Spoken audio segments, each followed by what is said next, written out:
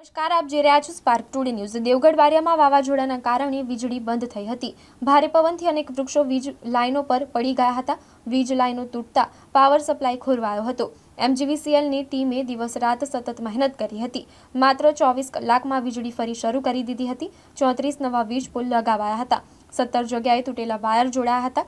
6 કોન્ટ્રાક્ટરની ટીમો અને 75 મજૂરો કાર્યમાં જોડાયા હતા। જોકે જીઈબીના 30 સભ્યો હાજર રહીને માર્ગદર્શન આપ્યું હતું। લોકો માટે ઝડપી વીજ પુનઃ સેવા એક મોટી રાહત બની છે।